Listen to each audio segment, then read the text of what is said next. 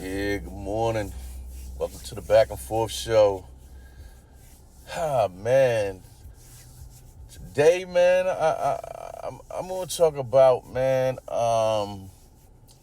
family, man, and when family has to go through a crisis, when a loved one is sentenced to prison time, especially those that get long confinement sentences. You know, there's a change that happens between the family dynamic, especially when it comes to the bond that you have with your family. Uh, it puts a lot of strain and stress on the family, as well as the individual who is locked up and confined.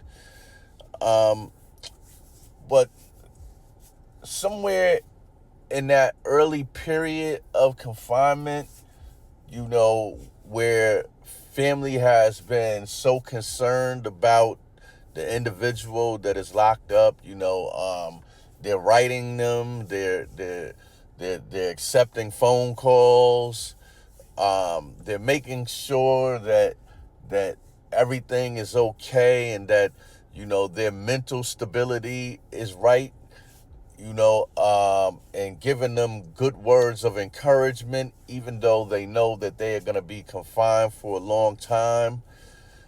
And, that is a good thing. That is a good feeling to feel that, you have people out there who are legitimately concerned about you and are trying to help you through the process. Um, for myself, you know, it put a big weight on me because I have a real different outlook on family, man. Like I believe it, man. If you family through thick and thin. You know, when people abandon the idea of what that thick and thin means, it's really concerning to me.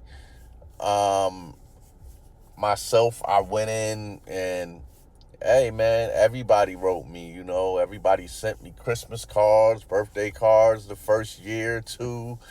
My baby brother D held me down, crazy. He had the kid, I never wanted for anything when I first got locked up. My father was there for me. My mother was there. My stepmother, you know, uh, saying early on, my kid's mother, my sisters. I mean, I just had everybody, my boys, you know, uh, uh, that was real close to me. My boy Dice, the fam. But somewhere, after about the second, third year, man, you notice people just slowly disappearing out of your life. You know, they've come to the realization that probably you're gonna be there, and you've come to the realization that, yeah, I'm gonna be here. But that letter you used to get for Christmas, and you don't get no more. Those letters used to get every week from that special loved one. They turn from every week to every other week to once a month to every now and then during the year, until you finally don't hear from that person no more, and you just like, damn man, what happened? You know what I mean? Like, saying, some people would say your life is just going on for those people out there. Like, they got a lot that they going through out in the real world. And they can't be thinking about us locked behind bars all the time. And that may be so. And then you have the situation where, men have children by women. And, these kids are growing up with the father absent physically in their life, but the fathers are still trying to be a part of their children's life, and they're trying to figure it out because they know, yo, look, we fucked up, man. You know, we are the ones that left. True indeed. But when you throw that word family in there and knowing that that person made a mistake, a terrible mistake that has taken them out of society and out of the lives of their family, their loved ones, their children, their significant others, what is the response to that? You know, is it just, well, he fucked up? You know, that's his problem. I got to live out here on these streets. I got these kids to take care of, and he can't do nothing for me. I'm saying, is that the correct response? I'm saying, because, you know, you got those that's been in situations where, you know, these women just disappear. You know, you don't hear from them for months, sometimes for years, a decade. Like, they just cancel the father out altogether. And they raise these kids on their own. And these kids have no contact with their father. They don't even know their father.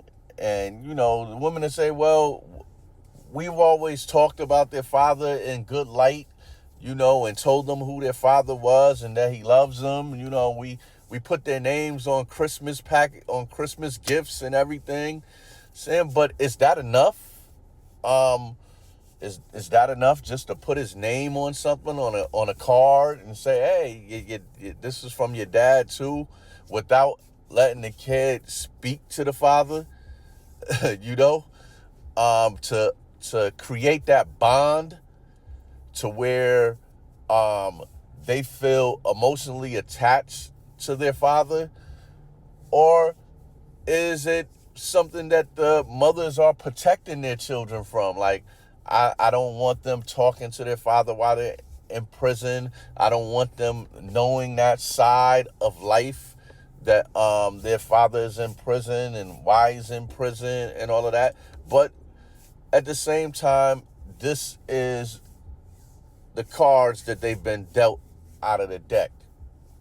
And just as we want to make the best of it as fathers, why can't mothers make the best of it? You know, why would you take your children out of their father's life for 7, 8, 9, 10 years of their young life, to where if they're going through something, they can't even ask their father, you know, well, Dad, I'm going through this, you know, I'm going through that. Because sometimes some of that stuff is hereditary. You know, there are things that a child may go through that the father went through at that certain point in his life. You know, because we are nothing but slight carbon copies of each parent. And so, you know, sometimes there's that thing that a child does that the grandparent will say, oh, you know, your father used to do the same thing. He used to hold his spoon just like that. You know, oh, he used to chatter his teeth just like that. You know, so these are things that, you know, will help a kid along if they knew that the other parent, you know, suffered from that type of thing. But yeah, to go through a long period of time knowing that you have children out there that you're not able to get emotionally attached to, and they're not able to get emotionally attached to you, is a real hard thing to live with when you're locked behind bars. It is something that mentally torments you. Me personally, I've gone through that mental stage, man, where, you know, like, just like, fuck it, man. You know, I got into a rage that, yo, man, I didn't want to see nobody when I got out, you know, because so many people had just like, it just felt like abandonment. You ever been abandoned saying as an adult to where you couldn't reach out to people, or you felt people didn't understand, or they wasn't giving you a fair chance, and then to tie it all together, you were really inside those walls, changing your life so that when you got out, you could make things better for everybody, and really have a real relationship. And so, time goes on, man, and you don't hear from these people for a decade or more, you know? And then you get close to getting ready to get out, and all of a sudden, these people slowly start coming back into your life. And you're like, yo, I done went through the hard part. Why does people want to come back now when I'm on the downside of my time and I'm about to come home? So, yeah, I went through that emotional state, man. I never fully recovered from that. Just to be honest, like, I don't talk to the people today, man. My moms and them will tell you, like, yo, when they have family cookouts and shit, I don't even show the fuck up. Because I feel like, man, if y'all wasn't close enough family with me while I was locked up, man, what the fuck you want to see me for now, Why is everybody calling my name and shit now that I'm home? I'm really like, yo, fuck you, That's just my mind state. Like, nigga, I don't need you now. I needed you when I was in the walls, man, and them shits was closing the fuck in on me, man. When I was having thoughts that I wasn't even gonna make it out this bitch alive, like, saying when the judge said 20 years, man, I couldn't even see the fucking exit door, at that point. Saying it just felt like fucking forever. And when you finally do reach the exit door and you get out, the main nucleus of your family is there for you. Your father, my mother, my stepmother, my baby sister. Them motherfuckers was there for me. I didn't want for nothing when I came up out of prison. So I felt good on that point, man. But it was all that stuff on the inside, because even though I was locked down during all that time, man, I was still trying to be a father. I sent money to my kid's mother. Like, I was a nigga in prison sending money home off my books. I sent a money order home like every month. And so this is true fact. I got the receipts to prove that. So can't nobody deny that, I wasn't doing everything I could as a father, even though I was locked up. And what I couldn't do, I got on the phone and I called my father and my stepmother or my mother and was like, yo, my kids need this, they need that. Yo, there's a trip out in Washington, D.C. Can you help pay for it so they can go? I did all that shit. So can't nobody say I was just a motherfucker locked up and I ain't have nothing to offer. Saying my main concern was always them over myself. But I went through a long ass period, man, where I didn't get to even know where the hell they was, man. And I understand, man, that, life goes on and that, other people is trying to live their life. And, I was wishing other people the best in their life, man. I really was wishing them the best, man. I was wishing that, hey, man, they found somebody great. They got married, that, those people was taking care of my children the right way. I was praying that God had put somebody in their life that was going to show them how to be adults. Because that was something that I was unable to do for them or afford them the opportunity to even look at, because I had messed my life up so bad. And when I finally got out, man, I had a lot of animosity towards people, especially those that had abandoned me. And so while I tried to swallow that pride and just say, hey, it's over with, I'm home, look, man, we can work through anything type shit, man. Always in the back of my mind was, yo, you knew I was going through something, you know? And that at a certain point I had so much weight on my mind that it was hard for me to be the person that they needed me to be. Just honestly, I just couldn't. And I don't know if that person could see that I needed help or not.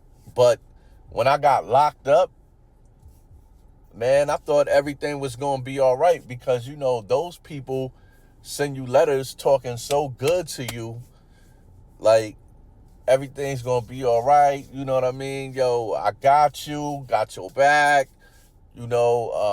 just want you to get the help you need to change your life, Man, I believed in all of that. And then, like a ton of bricks, man, like shit just started to disappear out of my life. Like, oh my God, like I'm losing shit. And like I said, being locked up, that causes a side of you to come out that you never knew existed. So I had cellmates, man, that would just get on my fucking nerves, man, and I would get to the point, man, where I would kick them out the cell, man. Like, yo, you got to pack your shit and get the fuck out my cell. I had dudes, we get in little arguments over the basketball court and shit, and then, come back to the block and still yapping, man. And, I got to the point where I just, was slap the shit out of a motherfucker. Like, what, nigga? Things like that, man. I actually went through an anger period while I was locked up, man. And, I was willing to give anybody the business or die trying. You know what I mean? So, yeah, it got crazy. So I spent most of my time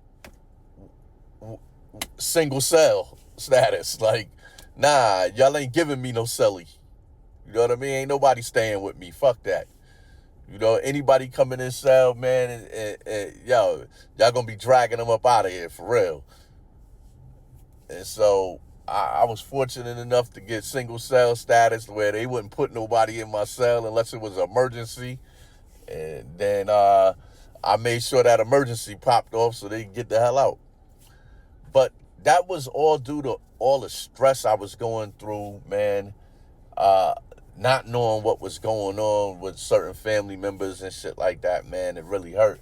And so, you turn the page to when you get out, man, and you think you all right because you done all the steps while you were in prison.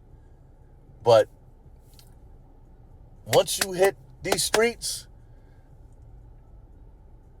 everything changed, because nothing is how you left it.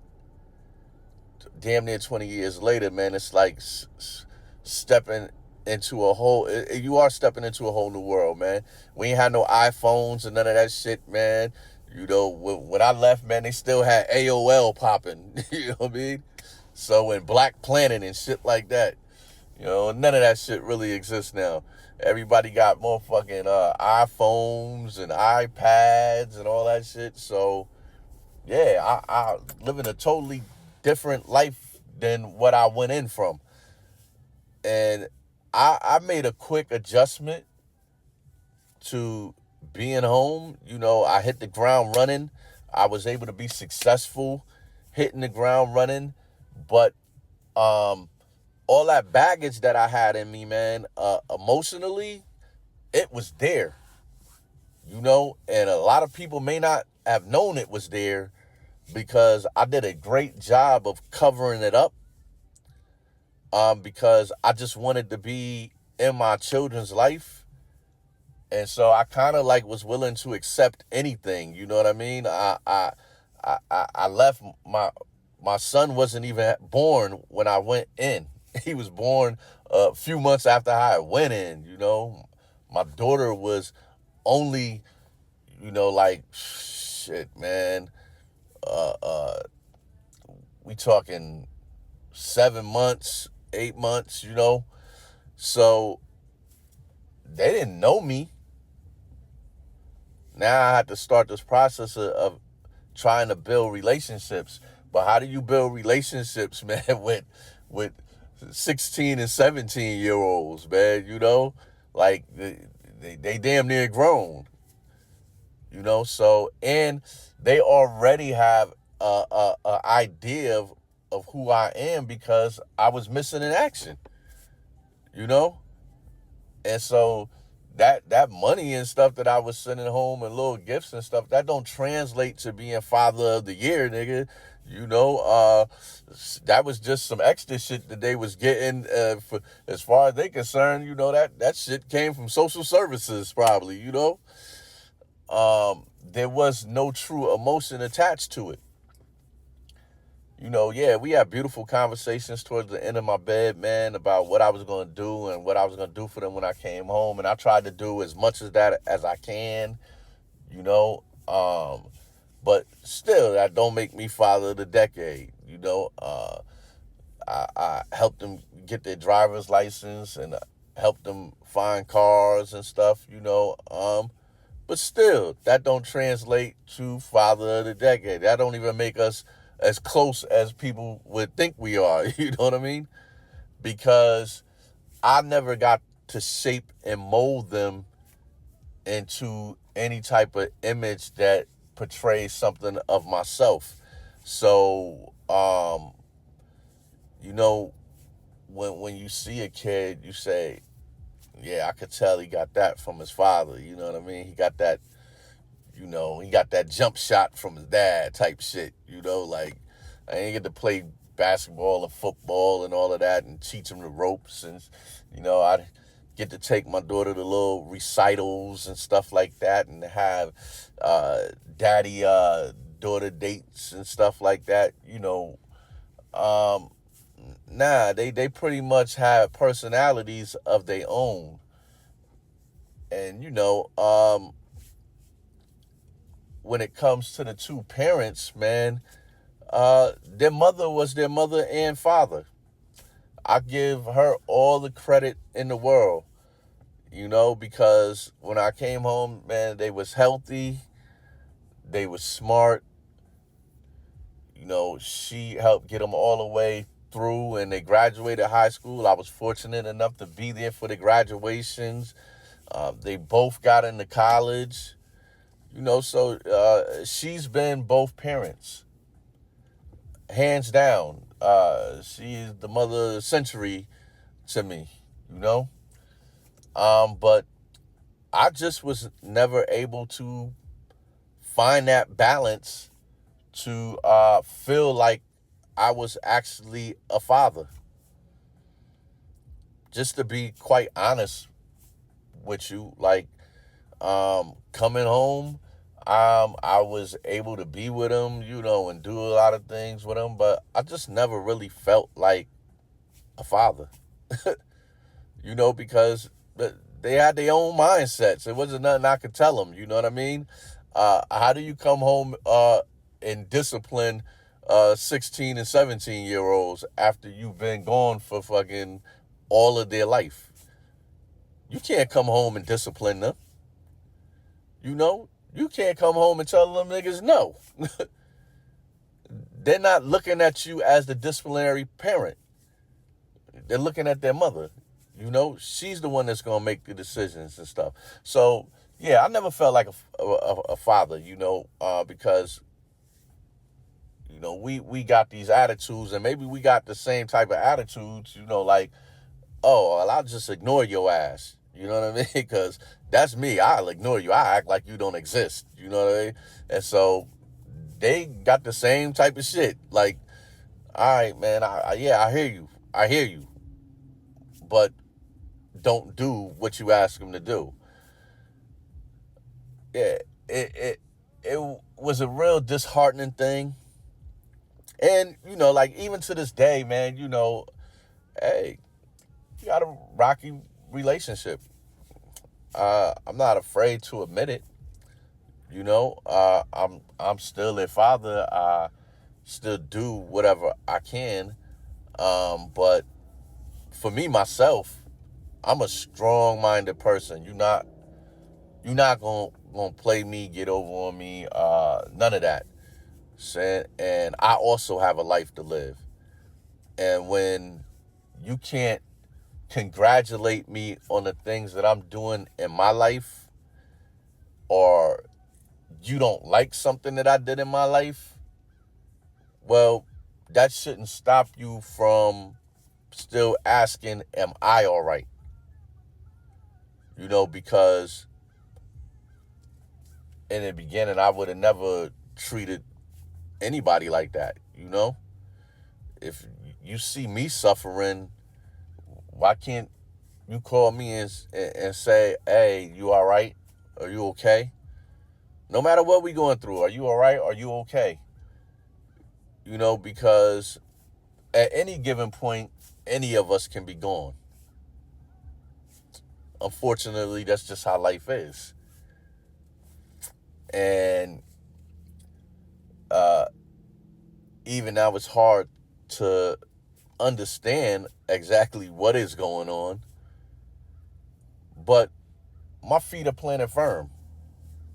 It's just who I am.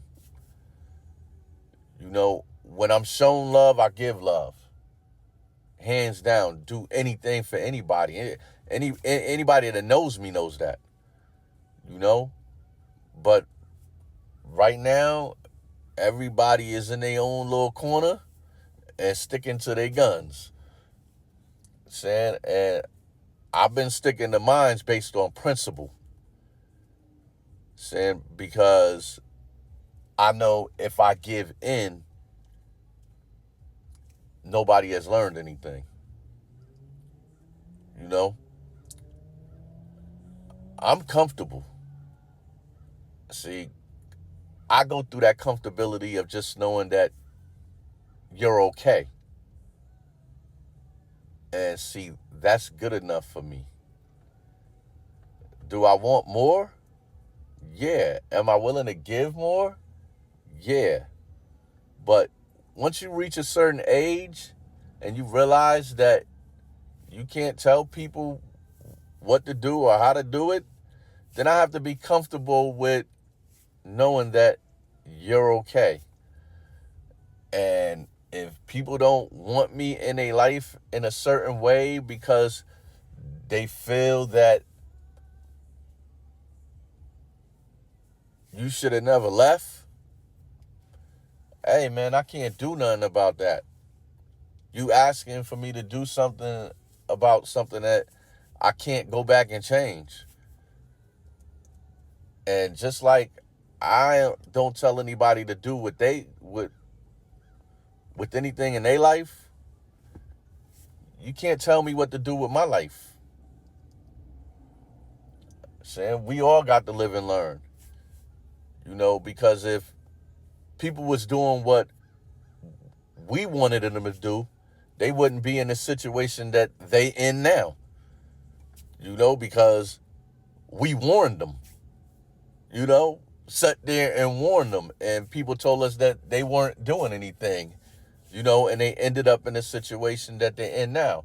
Now, I know that they wouldn't change that situation for anything because the best part of it came out of them, but that's in hindsight. So the same thing applies when it comes to my life. Yeah, I went and did what I thought I wanted to do, and people couldn't accept it. Well, if you can't accept what I went and did, why should I accept what you went and did and the consequences that you got out of it. It's the same thing. It's the same exact fucking thing.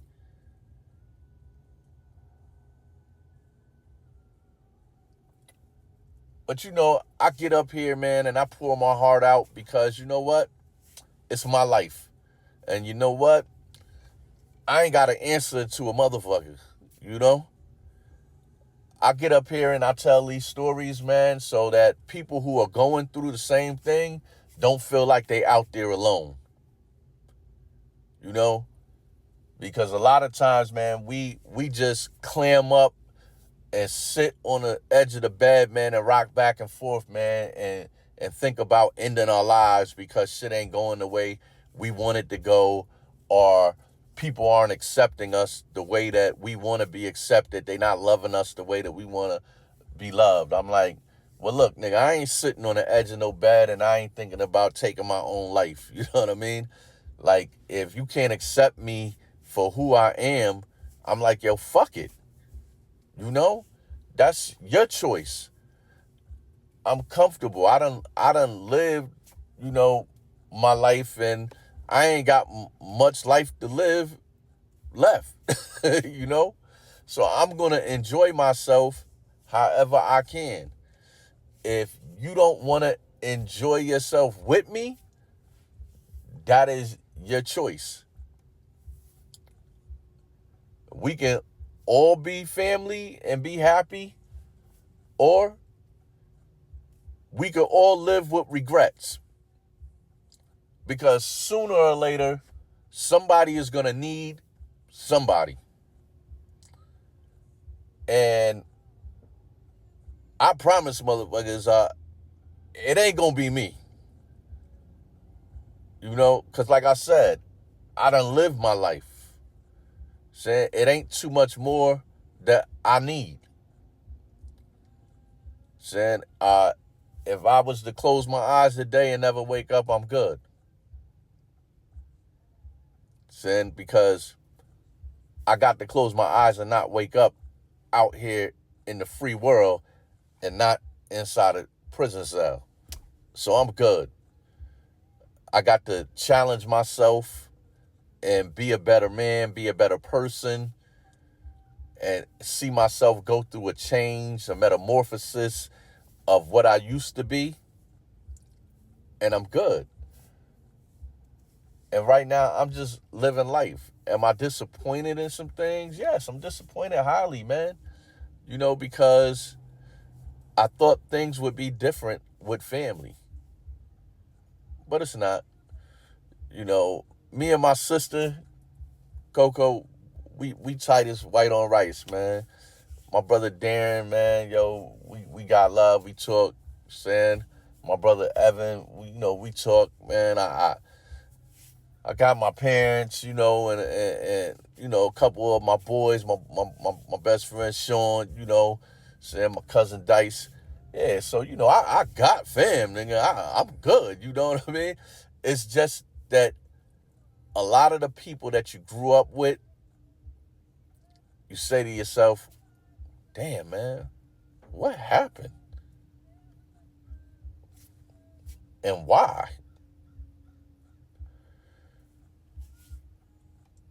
So that's just a little something, man, that I wanted to say to people, man, who have family members that's locked up.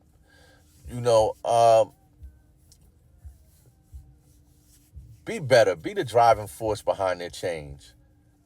You know, men and women that's locked up in prison, they go through a lot emotionally, man. They go through a lot of stress.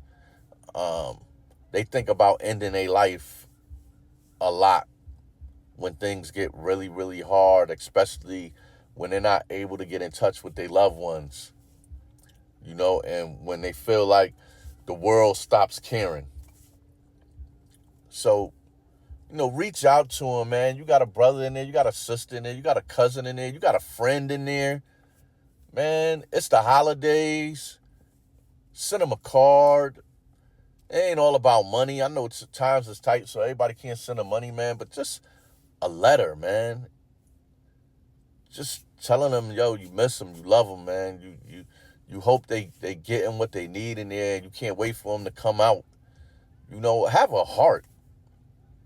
Remember what y'all used to have. You know, remember when y'all used to be really, really tight and everything used to be really, really good. You know, you not only give them a blessing, you give yourself a blessing. You know, the Lord looks down on stuff like that, man, and blesses you. You'll see a change in your life, man, when you start thinking about others other than yourself and stop thinking about how you doing better than the next person or how that nigga ain't shit or that female ain't shit. Nah, man, I don't wish no bad luck on nobody, man. I want you to prosper.